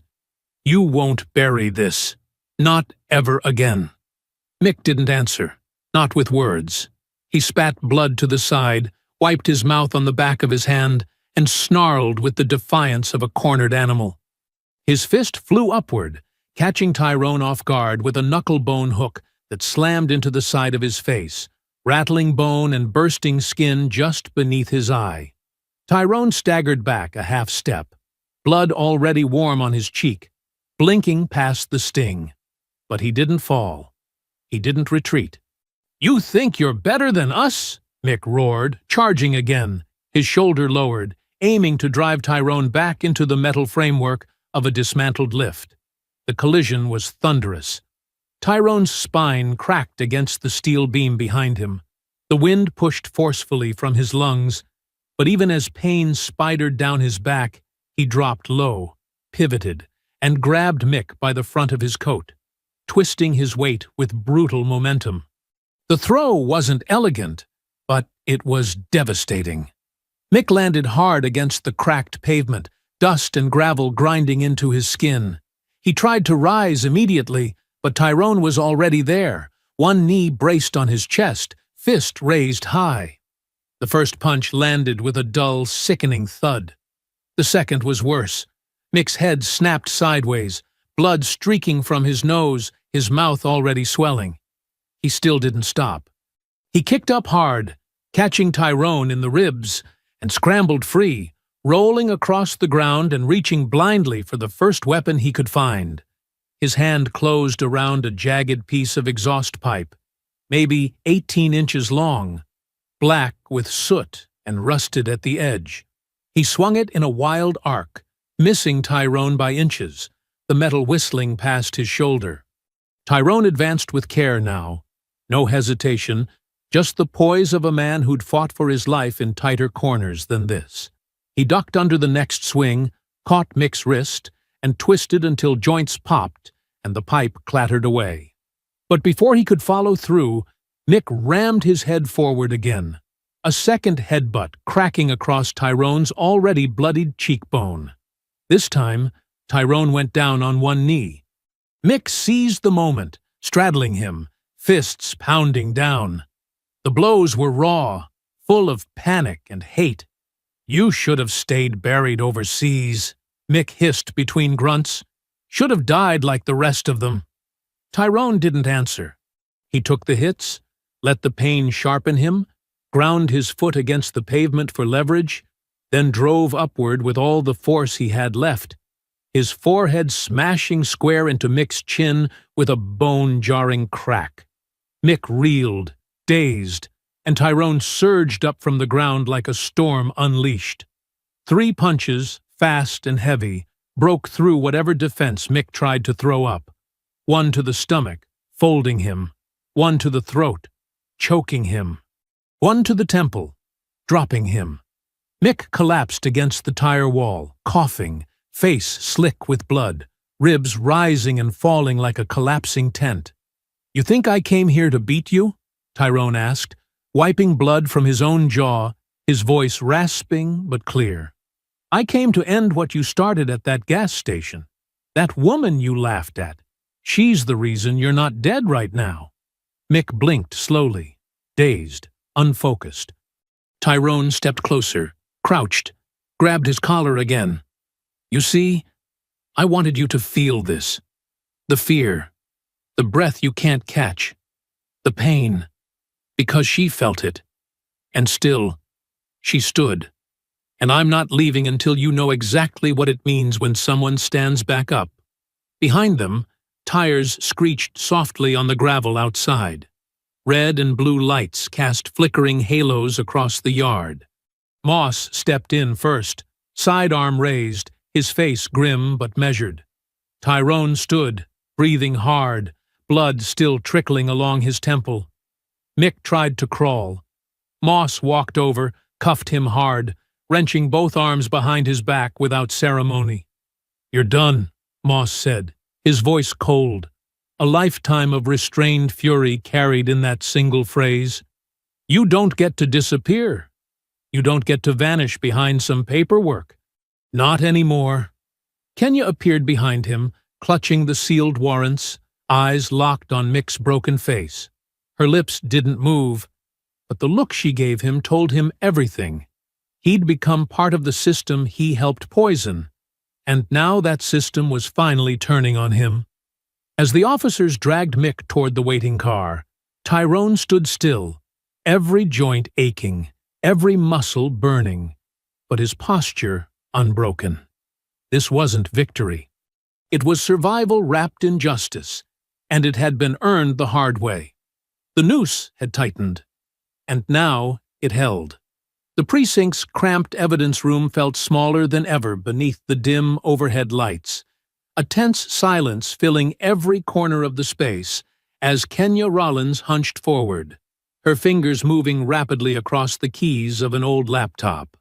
The screen illuminated her face with a soft bluish glow, highlighting the tight lines around her eyes, her expression focused, driven by a determination born from years of buried frustration finally surfacing into clarity. Beside her, Moss paced quietly, his breathing steady but burdened, eyes frequently darting to the door as though expecting an interruption at any moment. Behind them, Alana sat patiently, her composure calm but edged with quiet intensity, her gaze carefully studying each symbol on the laptop screen as Kenya fought with the encryption. The USB they had recovered from Mick's arrest, an innocuous-looking drive that held far more secrets than any of them could have anticipated, resisted all conventional methods of decoding, its layers of security dense and sophisticated. Kenya exhaled softly in frustration, shaking her head slowly, fingers momentarily paused above the keyboard. "I've tried every code breaker we have," Kenya murmured quietly, glancing toward Alana, her tone respectful yet hesitant. Whoever built this encryption knew what they were doing. Alana leaned forward slightly, her eyes narrowing thoughtfully. She extended her hand gently. "Let me try," she said softly, without urgency, her voice steady with a quiet confidence that drew Kenya's attention instantly. Kenya hesitated only briefly, then passed the laptop over, watching carefully as Alana began to work with steady precision, her fingers effortlessly maneuvering through sequences of complex algorithms. The room grew quiet again, filled only with the gentle hum of the laptop's processor and the rhythmic tapping of keys. Minutes passed slowly. Each one waited heavily with anticipation until finally, without fanfare, Alana stopped typing, leaning back slightly with a quiet exhale. On the screen, a file opened, revealing neat rows of carefully recorded data. Names listed clearly alongside payment amounts, addresses, and meticulous notes. Alana's voice was quiet, but steady when she finally spoke, breaking the silence gently. "It's done." Kenya leaned forward, eyes wide as she absorbed the information now laid bare before her, the reality settling heavily upon her. Moss stepped closer, standing just behind her shoulder, his breathing deepening slightly as he scanned the screen, each entry painting a clear and chilling picture. City leaders, deputies, prominent business owners, each name meticulously documented alongside contributions that had funded the gang's terrorizing presence, with notes detailing the systematic plan to displace black residents and reshape entire neighborhoods. Kenya shook her head slowly, disbelief edging her voice with quiet anger. "This wasn't just crime," she whispered, voice hardening with every word. "It was policy." Moss moved back slowly, a deep frown etched across his face, his eyes clouded with anger and something darker, more personal. "They used our badge," he murmured bitterly, the realization cutting deep into his sense of duty and trust. "They took everything we stood for and twisted it." Tyrone had been quiet until then, standing near the back of the room, observing without comment, his silence an anchor in the swirling storm of revelations. Now he stepped forward slowly, his eyes calm but deeply intent on the screen. His gaze traveled carefully over each name, each payment, each address, seeing more clearly with every second the scope of what they faced. "This wasn't just about the baby," Tyrone said quietly, the weight of understanding settling deeply into his voice, quiet but resonant. The gang was a front. They weren't just attacking individuals. They were clearing the board for something bigger. His finger paused abruptly near the end of the document, the final entries listing someone whose involvement none of them had anticipated. Judge Raymond Culver's name appeared clearly, alongside detailed notes showing how he had systematically facilitated the gang's objectives from behind his bench. Dismissed charges, lenient sentencing, plea deals quietly arranged, investments carefully hidden beneath legitimate ventures, purchasing properties cheap from desperate families, fleeing gang intimidation. Kenya stared at the screen in stunned silence, her breath caught in a tight knot in her chest. "Judge Culver," she whispered incredulously, her voice barely audible, carrying the disbelief of someone betrayed deeply by a trusted figure. He played both sides. Moss sank into a nearby chair, his expression visibly shaken, the revelation striking deep and personal, unsettling the foundations of his trust. He struggled to find words, his voice strained with conflicted emotion. "That man gave the eulogy at my sister's funeral," Moss finally admitted, his words quietly heavy, echoing deeply with the betrayal of someone he had believed to be beyond reproach. The room fell into a deeper quiet, the gravity of Culver's betrayal sinking deeply into each of them, each processing the truth differently. Tyrone, however, stood unmoved, his expression unchanged, the same steady resolve reflecting clearly in his eyes. He stepped closer to the laptop, leaning forward slightly, examining the details with clinical detachment. "We take him too," Tyrone stated simply, without hesitation, his voice clear, firm, definitive. "Nobody's exempt from this. Everyone involved pays." Kenya met his gaze, silently acknowledging the truth of his words. Moss hesitated, clearly struggling with the emotional weight of what had been revealed, yet he knew Tyrone was right. The betrayal hurt deeply, personally, yet Moss understood, perhaps better than anyone, the necessity of confronting even the deepest betrayals head-on. The line had been crossed too far. Forgiveness was no longer a viable option. Judge Culver knew exactly what he was doing, Tyrone continued quietly, looking at Moss with understanding but uncompromising firmness. He manipulated the system, betrayed the trust we placed in him. He's complicit, just as guilty as anyone else on that list. This ends now.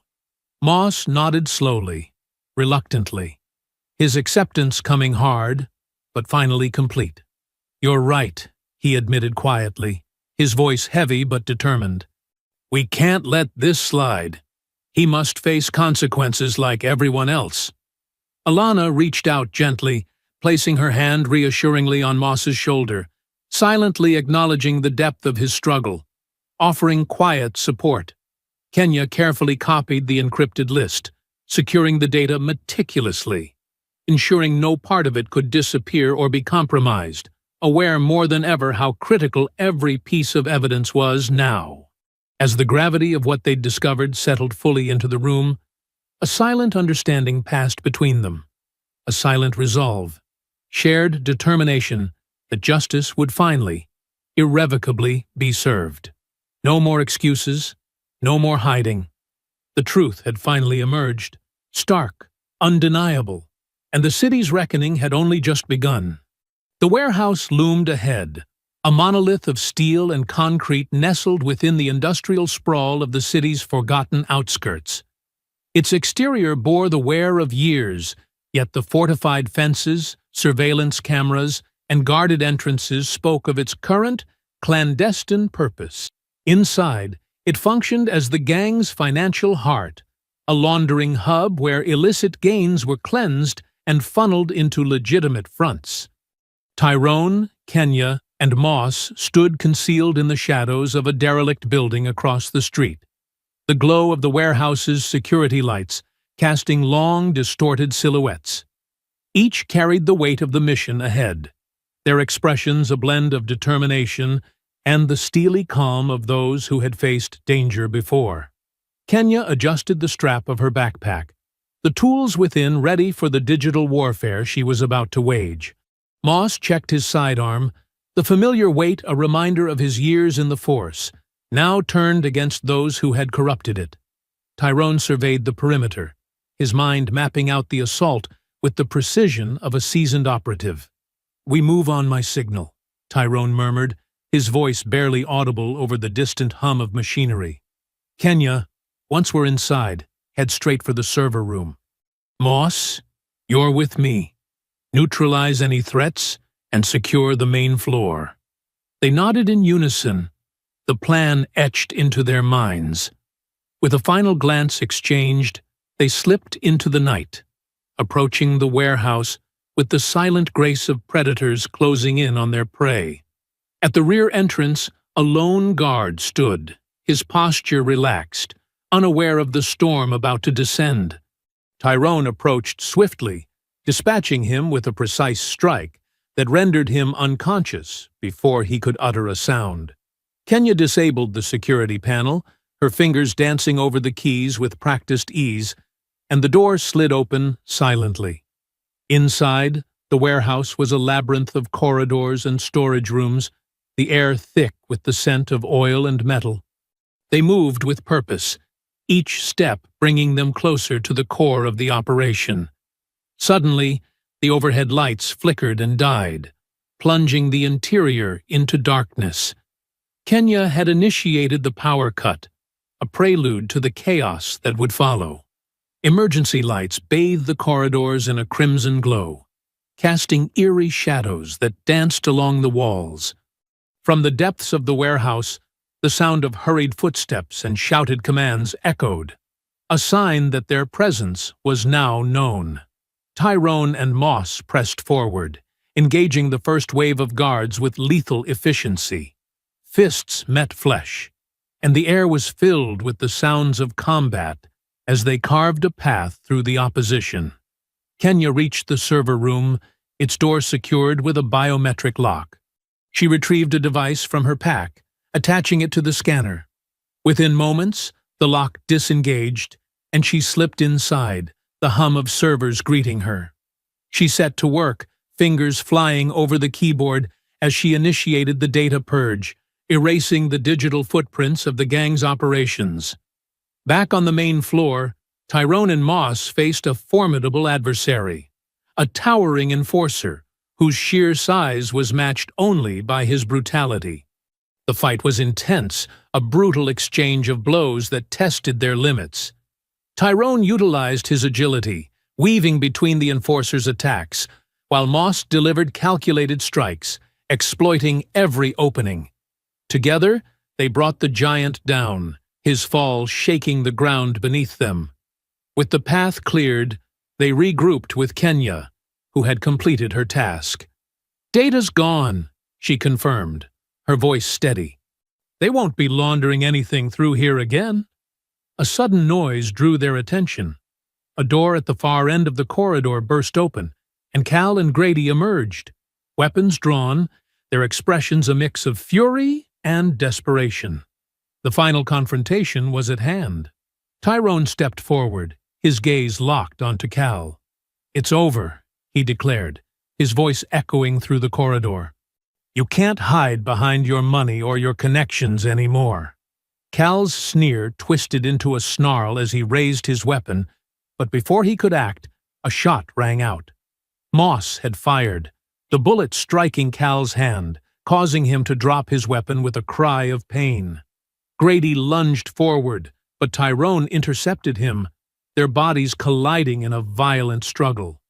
The fight erupted then, fierce and unforgiving, brutal in its immediacy. They exchanged heavy blows, Grady's punches driven by panic and fury, Tyrone's counterattacks fueled by disciplined anger, and a precision honed in combat. Blood spattered onto the ground, droplets mixing indistinguishably with oil and dirt. Grady grabbed a heavy wrench, swinging it violently toward Tyrone's head, the metal grazing his shoulder in a flash of pain that sharpened his focus even more clearly. With relentless calm, Tyrone pivoted, striking Grady's wrist sharply, disarming him with a methodical precision. Another blow to Grady's jaw sent him reeling backward, stumbling against the hood of a rusted pickup, gasping for breath. Tyrone moved in swiftly, gripping the collar of Grady's jacket, forcing him to face the consequences that waited just beyond this moment. "You can't outrun what you did, Grady," Tyrone growled, his voice even, relentless. "You won't bury this. Not ever again." Grady snarled defiantly, spitting blood onto Tyrone's sleeve, his desperation morphing into reckless aggression as he suddenly lunged forward, slamming his forehead violently against Tyrone's temple. The impact exploded with blinding intensity, sending a sharp, white-hot jolt of pain tearing through Tyrone's vision, causing him to stagger momentarily, releasing his grip just long enough for Grady to wrench free. Taking advantage of the fleeting opportunity, Grady threw a frantic punch into Tyrone's ribs, landing with enough force to draw a ragged breath from deep in Tyrone's chest. Pain surged through his side like molten lead, but Tyrone's instincts, honed from years of warfare, propelled him back into motion immediately.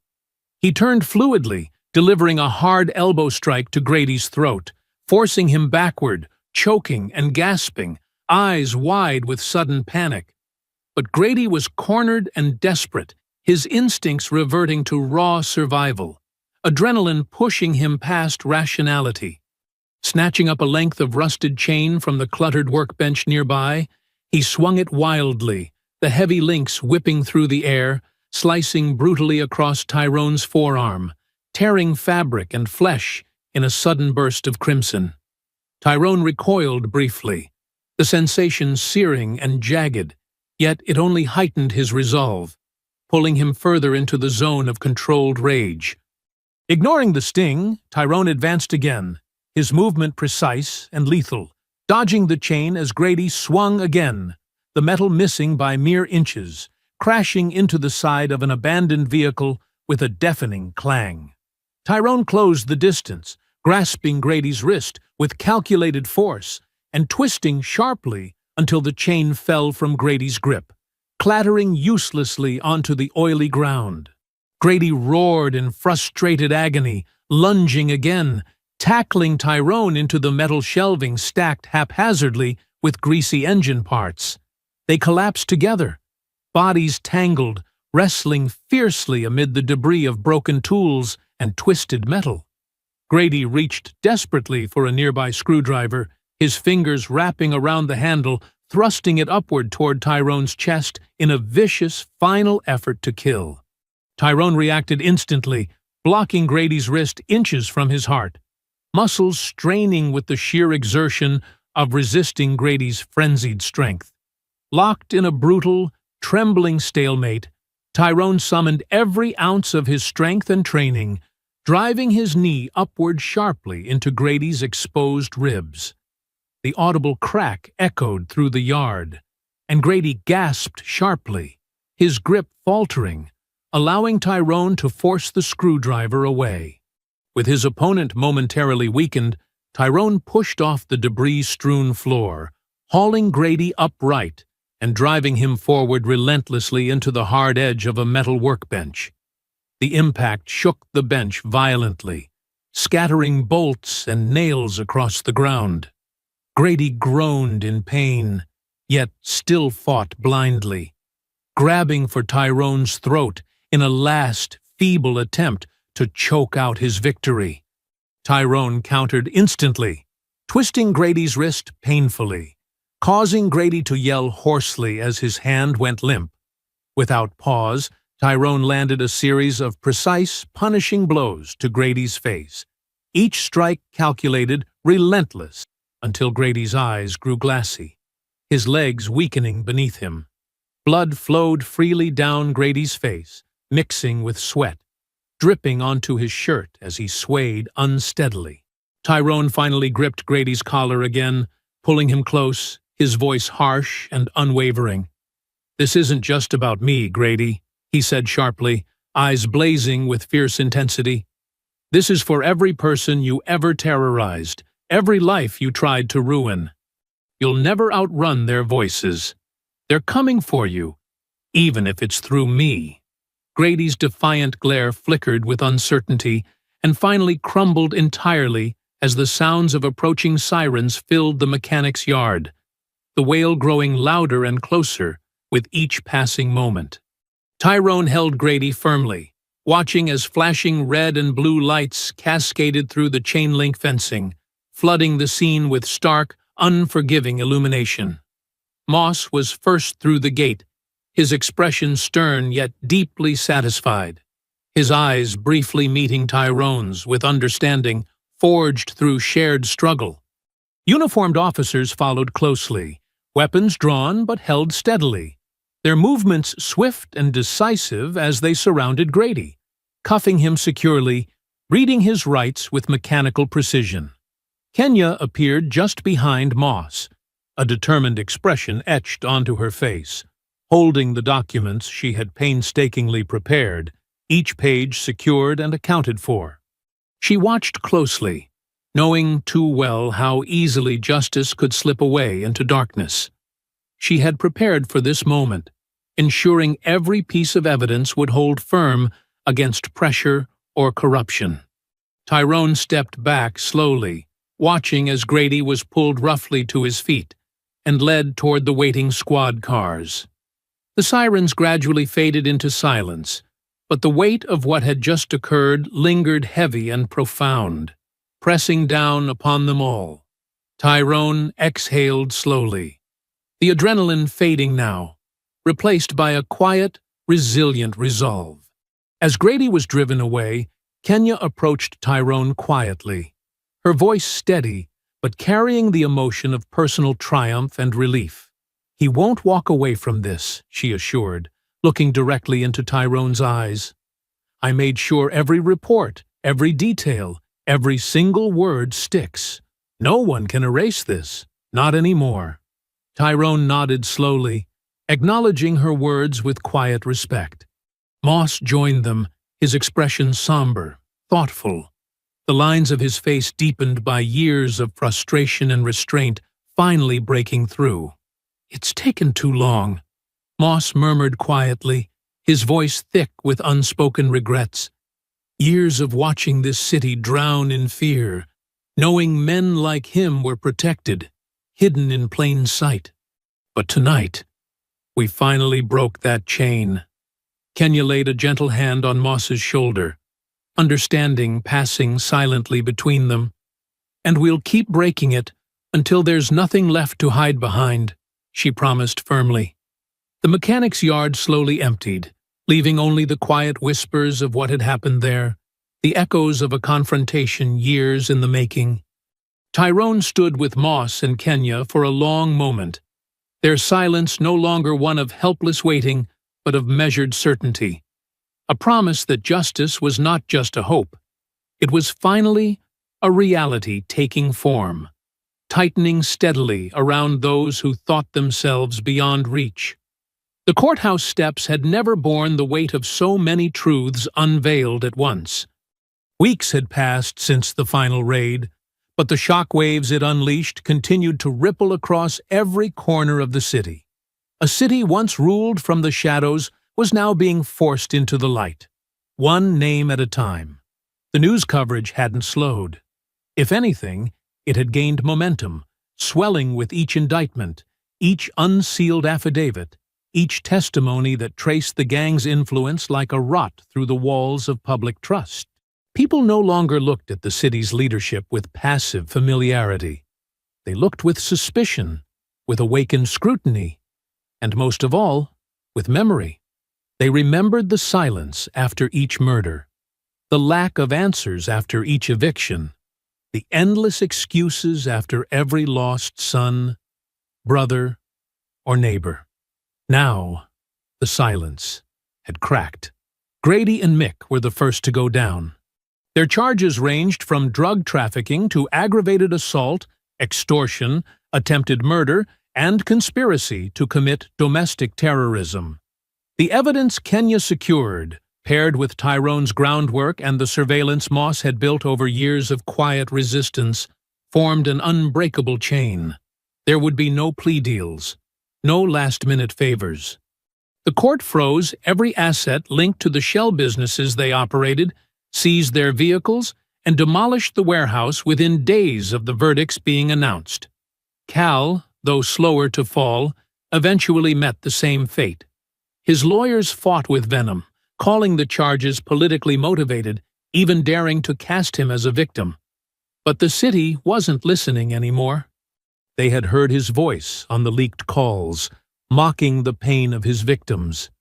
They had seen Alana's bruised face on the courthouse camera, standing beside her husband without flinching, and they had watched the tears of the store owners and displaced families who testified before a grand jury with the kind of grief that could never be rehearsed. His bail was denied, his sentencing hearing loomed, and few believed he'd ever walk free again. But it didn't end with them. The list Alana had decrypted became a roadmap, not just to crime, but to complicity. Judge Raymond Culver's name echoed like a betrayal across every channel the day his arrest was announced. A black man, a respected elder, once praised for his calm voice and deep roots in the community, now faced federal racketeering and obstruction charges. Years of decisions were pulled into review. Plea deals he had granted to gang members were re-examined. Old cases reopened. He sat stone-faced during the hearing, flanked by lawyers who had once campaigned on his endorsement. Kenya watched from the gallery, her jaw clenched as the list of allegations was read aloud. The man who had given the eulogy at Moss's sister's funeral, who had shaken hands at school fundraisers and spoken about community strength. He had sold all of it, bit by bit, for control, for capital, for quiet power. "You think he'll flip?" Kenya had asked Moss quietly afterward. Moss shook his head slowly. "Men like him don't flip. They just fall." The politicians were next. Council members with offshore accounts. Developers who profited from the displacement of black neighborhoods. Even a deputy mayor whose campaign was tied directly to ghost donors connected to the gang's laundering operation. Kenya and Moss had gathered names and timelines. Federal prosecutors had moved quickly after the evidence was authenticated. Some resigned before charges landed. Others vanished entirely. But most were arrested without spectacle, taken from their homes in the middle of the night, booked quietly, as if the city was trying to distance itself from the shame as quickly as possible. But it was too late for distance. The public had seen too much. Protests, once fragmented and silenced, now marched through the streets with focused resolve. They held signs not just with names of the fallen, but with the faces of those who had betrayed them. No longer shouting into the void, the people were demanding systemic change backed by evidence, and this time the city could no longer look away. Tyrone never attended the trials. He didn't need to. He had done what he came back to do. Most days he spent in quiet repair, rebuilding the back porch, helping a neighbor patch up a roof, or simply sitting beside Alana as she read in silence, her head resting gently against his shoulder.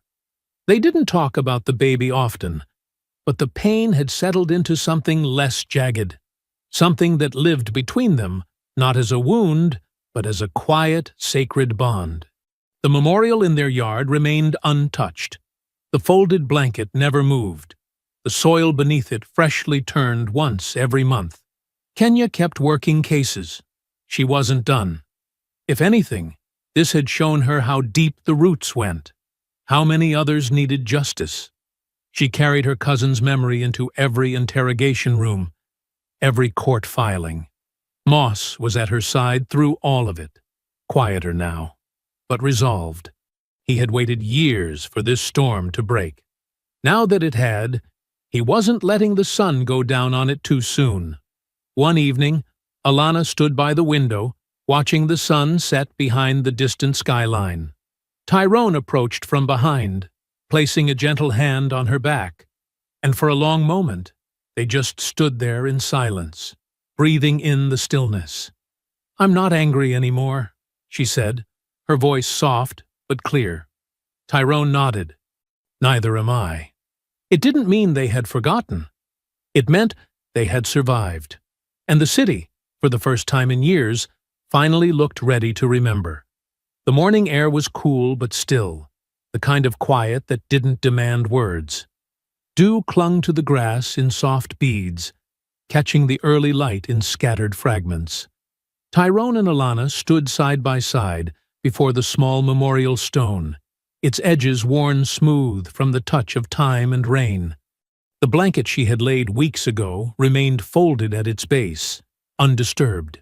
Tyrone's hand rested gently in hers, fingers entwined not just in comfort, but in something deeper. Shared loss, shared endurance. Alana's eyes didn't blink against the wind as she reached up and placed her palm against his chest, feeling the slow, steady beat beneath her hand. Her voice was quiet, but steady. "It's over." Tyrone stood still for a moment longer, his eyes fixed on the name etched in stone. His voice was low, measured, and not without grief. "No," he said softly, "but it's quiet now." They didn't stay long. They never needed to. The act of coming together, of standing as one before what they had lost, wasn't about ritual. It was about marking the space, reclaiming it from violence, from silence, from fear. They turned together, walking back toward the car without speaking again. What needed to be said had already been carried there in the weight of their silence. In the weeks that followed, the headlines continued.